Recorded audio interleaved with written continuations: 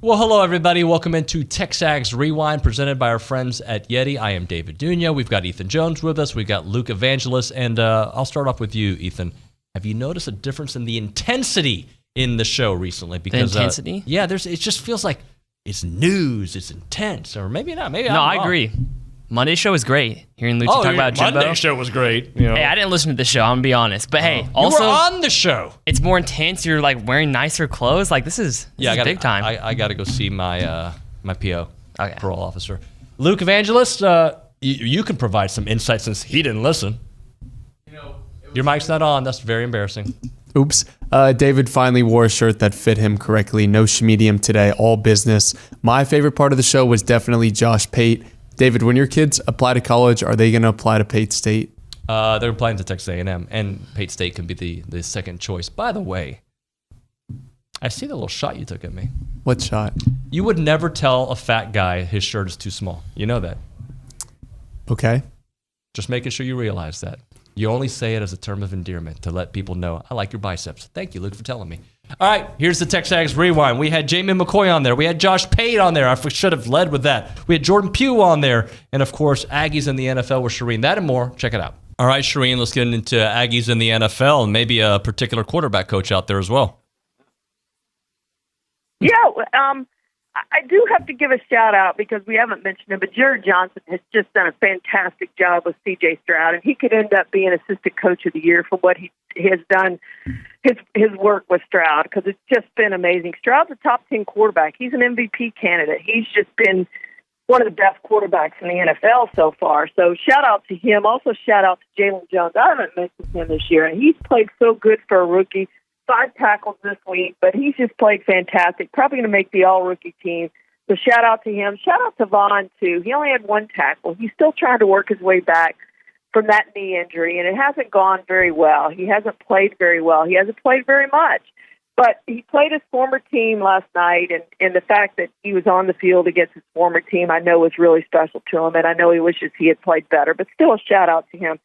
But 3, we're going to go with some of the same names. Justin Matabuke, what a season he's had. A career high 8.5 sacks now. He had 5.5 last year. That was his previous career high. He had a sack, 3 tackles in that loss to the Browns. 7 games in a row with at least a half a sack. In the last 5 games, he has 6 sacks. He's just playing at a high level.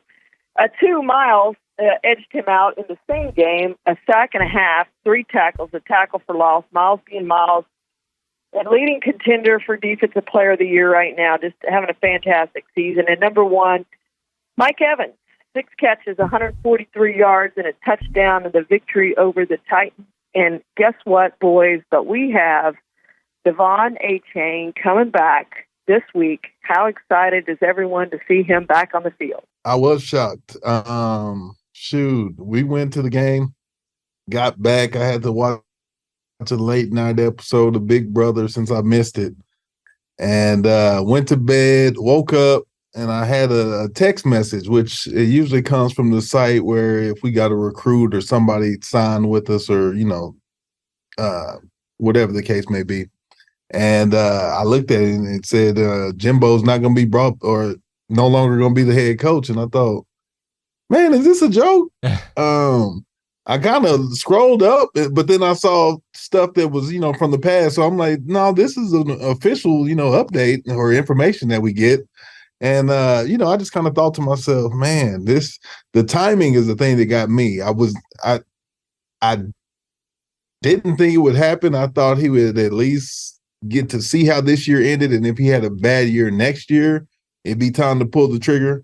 But after listening to Ross's speech and whatnot, I mean, I feel where he's coming from. I know all Aggies, you don't think Jimbo's a bad guy. I mean, Sumlin wasn't a bad guy, but we're ready to win. And the time is now. We waited too long. We've been the laughing stock for too long. It's time to make it known that the Aggie presence is here. So I agree with the decision. Just didn't think it happened that way. So you agree with the decision. Was there a point during his tenure where you're like, man, I don't know if he's going to get it done? Or did you still, like, even as of last week, like, man, just If Connor's here, maybe it does work. Or was there a point you're like, I don't think this is going to work? I could see, me being the optimist I am. I never got to the point that I was like, I don't think it's going to work. I knew that there was potential for it too. I know for one, we got the athletes to absolutely get it done. And I can't say that it all wasn't on Jimbo, because there were some cases in a few of the games that we've lost this year where I think I'm one of the people who's put it back on the players and just said that we need some type of accountability, because sometimes whether it's missing a block. Where are you on the state of A&M's football program, considering financially what they committed to Jimbo and what's ahead and maybe the potential candidates out there? Yeah, so let's just set this entire scene. I have thought for a long time that A&M is one of the best jobs in the country. Okay, as you guys know, you're experiencing this right now. You cannot have a rational conversation with a vast majority of the college football public about this because they don't possess the ability to distinguish the difference between program and job. And so even the ones who try to, I have found, end up on some kind of backwards logical island of, well, maybe A&M's got a lot of money, but that doesn't make it a good job. Yes, it does. It absolutely does. The only difference between the big boys out there who have great programs, elite programs, and A&M is not that A&M possesses the money, but not the know-how. They possess the money, which is the name of the game in this sport, and they haven't made the right hire. I grew up in Georgia. So for a long time, I mean, my entire adolescence and young adulthood in Georgia, they said that about Georgia. They said, well, yeah, they've got a lot of money up there, but Georgia doesn't know how to win. They don't know how to have a top program. So maybe it's a good, it's a rich program, but it's not ever going to be a top tier job. Well, then they hired Kirby, and nothing about the past mattered. They hired Kirby Smart, and it didn't matter that the last title they had won was before I was born. He started winning, and then he won one, and then he won another one, and they're in contention to win a third. All of a sudden, those people disappeared. And my contention is, what if A&M had hired Kirby Smart? Like, what if he was there? I have no doubt, I'm talking zero doubt, that they'd be doing the exact same thing in College Station that they are in Athens. There is no limitation there. So anyway, I've been having this argument ad nauseum with people all over the country. And I can't believe it's an argument. There are some things I say sometimes that I will grant you are a little out there, even if I do believe them. This is not out there. To me, it's out there, or it's radical to suggest the A&M job is not one of the best in the country. There was something that Ross did at the very beginning of the press conference. He sat down and he said something, and it struck my nerve. He goes, around here, we say howdy. Now, that's very true, but that's also the problem. The problem is that sometimes you get so stuck in a certain way of thinking that I think that it forces the coaches to switch from what they know is best, or there are certain pressures of we have to do certain things like this. You need a coach in here that does not care about certain aspects of Texas A&M because I'm trying to move the program forward. Wasn't that Summy, though? You don't need, huh? Wasn't that Summy? To an extent. But the problem was he had experience coaching here. Okay, so he kind of knew what he was getting himself into.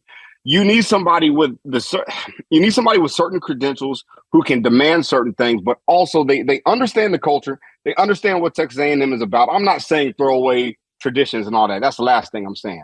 But you need somebody in here that knows how to get to the promised land. And if people can't get on board with that, he has to be okay with being the outcast for a period of time until that success is reached, until that promised land is reached. That's what I think has been holding us back. I just think that, man, sometimes you get caught up in your ways, you get caught up in your tradition, you're not willing to see things differently, and we keep getting the same result. And if anybody who's on the type of board to read this or leadership is listening to that, I hope you hear what I'm saying, because nothing has changed from the Fran to the Sherman to Sullivan to Jimbo. It's been the exact same thing year after year, time after time. And until you're willing to do something different, until you're willing to open up more ideas, more aspects of what can move the program forward, you're going to get the same result. So I hope that leadership heard what I said.